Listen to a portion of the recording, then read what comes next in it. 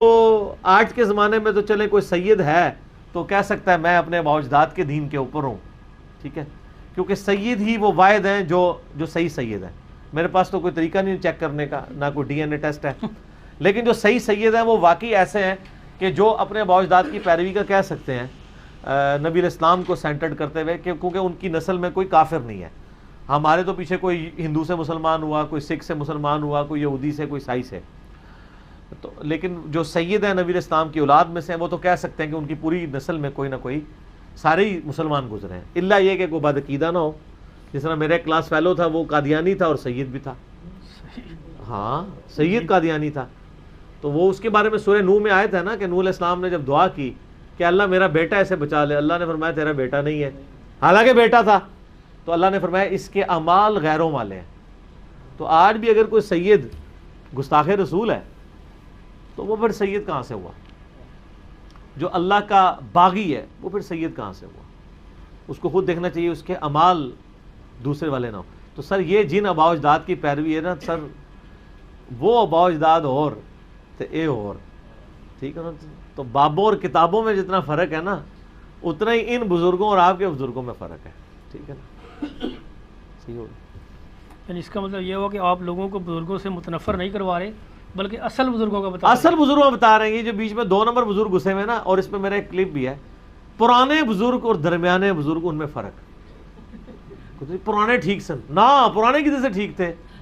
جب ہم کہتے ہیں پرانے کون، تو وہ 800 900 سال پیچھے چلے جاتے ہیں، ہم کہتے ہیں سر اس سے پیچھے اور پیچھے، کہتے نا جی پیچھے ٹورو، اسی کہتے ہیں اور پیچھے ٹورو، وہ پیچھے سارے ٹھیک سن، وہ پیچھے سارے خراب سن، اس تو پیچھے سارے ٹھیک سن، یا ہوں ٹھیک جے، کیونکہ اب نشست ثانی ہے نا سر، سب کانٹیننٹ میں 1000 سال ہوا ہے یہاں پہ تصوف کے لوگ اسلام لے کے آئے ہیں نا، لائے نا؟ جی جی بالکل۔ شروع میں تو آل امیہ کے ذریعے، محمد بن قاسم کے ذریعے اسلام داخل ہوا، جو اس طرف سندھ کی طرف سے اسلام آیا، پھر جو یہ افغانستان کی طرف سے آیا وہ سارے صوفیاء ہیں۔ یہ بتائیں، کہتے ہیں بڑی خدمات ہے، ہمارے پرائم منسٹر صاحب بھی کہہ رہے ہوتے ہیں نا جی، میں وہ جس انہوں نے ماتھا ٹیک دیا تھا، کہتے ہیں ان بزرگوں کی بڑی خدمات ہیں دین کے لیے۔ میرا ایک معصومانہ سا سوال ہے کہ مجھے بتائیں کہ جی بخاری شریف کا ترجمہ کس بزرگ نے کیا ہے؟ قرآن شریف کی تفسیر کس بزرگ نے لکھی ہے جن کے آپ نے مزارات بنائے ہوئے ہیں؟ مجھے تو یہ بھی یقین نہیں کہ انہوں نے یہ پڑھی بھی ہوئی تھی کہ نہیں ترجمہ کر۔ تو سر اگر 1000 سال سے یہاں اسلام آیا تھا، یہاں کی زبان تو تھی فارسی، تو انہوں نے اسلام کو کنٹریبیوٹ کرتے ہوئے بخاری مسلم کا ترجمہ فارسی میں کیوں نہیں کیا؟ بخاری مسلم کا دنیا میں پہلا ترجمہ 1920 میں ہوا ہے، اچھا، آج سے تقریباً 100 سال پہلے، آج 19 مئی 2019 ہے نا، پہلا ترجمہ 1000 سال ہو گئے اسلام آئے ہوئے، اور پہلا ترجمہ 1000 سال بعد ہو رہا ہے۔ علامہ وحید الزمان نے کیا، دیوبندی عالم تھے، ترجمہ کر کے اہل حدیث ہو گئے، صحیح، یعنی انہوں نے بھی اس سے پہلے بس بخاری صرف پڑھی ہوئی تھی، دورہ حدیث کیا ہوا تھا۔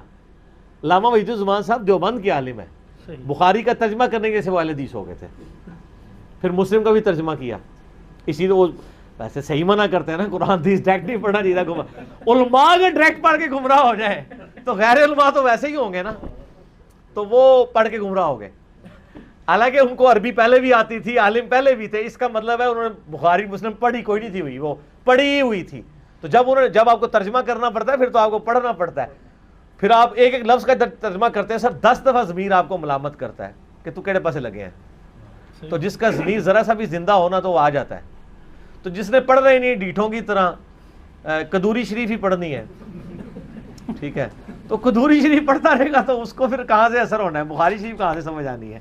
وہ قدوری شریف کے پیچھے ہی لگے گا، نہیں وہ دوسرا لفظ نہیں بولنا، لوگ ناراض ہوتے ہیں، ٹھیک ہے، وہ کہنا نہیں قدوری بولا کرو اور نہ بولا کرو۔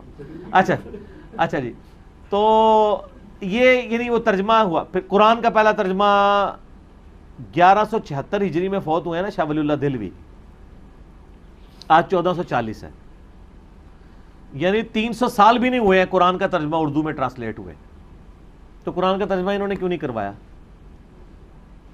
شروع میں صحابہ تابعین تبع تابعین کے دور میں اس لیے ترجمے نہیں ہوئے کہ اس زمانے میں جو کوئی اسلام قبول کرتا تھا نا، اس کے لیے کمپلیمنٹری ہوتا تھا کہ اس نے پھر عربی سیکھنی ہوتی تھی، کیونکہ وہ اسکولوں والا فتنہ تو نہیں تھا نا، اسکول اور مدرسہ ایک تھا۔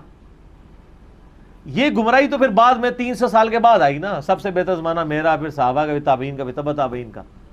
شاہ ولی اللہ نے پہلی دفعہ محسوس کیا کہ یار 700-800 سال ہو چکے ہیں، اگر انہوں نے قرآن پڑھنا ہوتا تو پڑھ نہ لیتے، تو بہتر یہ ہے کہ قرآن کو ہی فارسی میں کر دیتے. تو پہلا انہوں نے فارسی ترجمہ کیا، 5 سال تک جنگلوں میں چھپے رہے. علماء نے فتوے لگا دیے کہ اللہ نے عربی میں قرآن نازل کیا تھا، اس نے فارسی میں لکھ کے گستاخی کر دی ہے. یہ آج جو آپ کو فخریہ کہتے ہیں نا کہ جی وہ ساڑھے مولوی صاحب کا ترجمہ پڑھو وہ زیادہ بہتر ہے، یہ وہ لوگ ہیں جن کے بزرگوں نے قرآن کا ترجمہ کرنے پہ گستاخی کے فتوے لگائے ہوئے ہیں، اور یہ ہر مسئلے میں کرتے ہیں. یہ آج جو لوگ کیمرے سے ہارڈ نہیں نہ رہے، یہ وہی لوگ ہیں جن کے بزرگوں نے اور انہوں نے خود کیمرے کو حرام کہا ہوا ہے. آج کیمرے سے ہٹتے نہیں ہیں.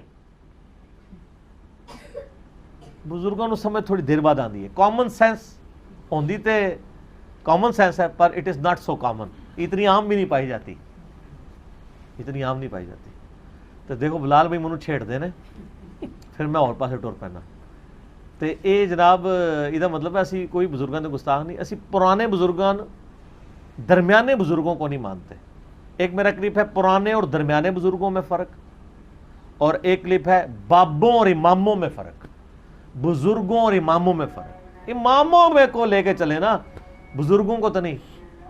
یہ اذان عصر شروع ہونے لگی ہے، انشاءاللہ تعالی باقیہ کے سوالات کا سلسلہ اذان عصر کے وقفے کے بعد.